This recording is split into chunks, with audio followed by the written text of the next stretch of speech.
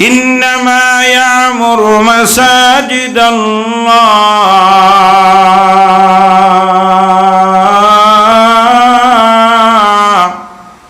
من آمن بالله واليوم الآخر وأقام الصلاة وآتى الزكاة ولم يخش إلا الله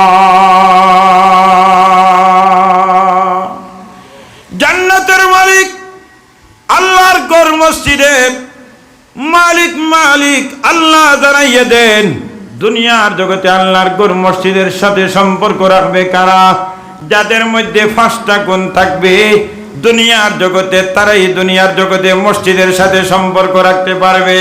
ওই 5টা গুণ যারা অর্জন করবে তারাই মসজিদের সাথে সম্পর্ক রাখতে পারবে। 5টা গুণ যাদের মধ্যে নাই তারা দুনিয়াতে মসজিদের সাথে সম্পর্ক রাখতে পারবে না।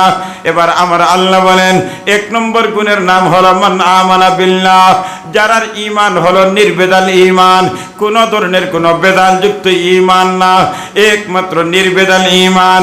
যে এখন নির্বেদাল ঈমান কাকে বলে?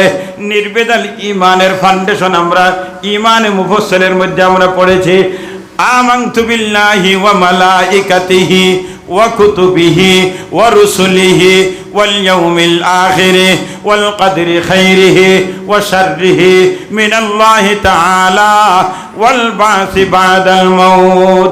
মুফাসসিরিনে কেরামে তার ব্যাখ্যা বর্ণনা করেন, আমানতু বিল্লাহি, আমি ঈমান আনলাম আল্লাহর উপরে। যে পরিমাণ ঈমান না হইলে মুমিন হওয়া যায় না। বুঝতেছেন? আমানতু বিল্লাহ এর অর্থ কি?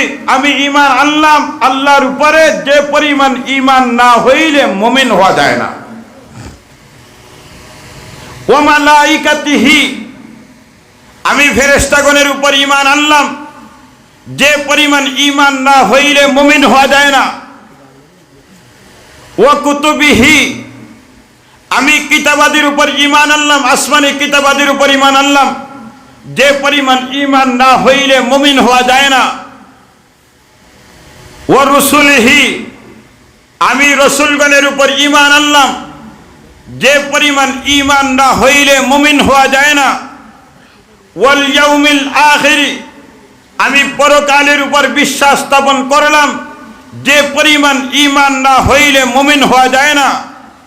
ওয়াল কদরি খাইরিহি ওয়া শাররিহি মিনাল্লাহি তাআলা, আমি ভাগ্যের ভালো মন্দের উপরে বিশ্বাস স্থাপন করলাম, ভাগ্যের ভালো মন্দ যা হয় আল্লাহ থেকে হয়, তার উপরে বিশ্বাস স্থাপন করলাম, যে পরিমাণ ঈমান না হইলে মুমিন হওয়া যায় না।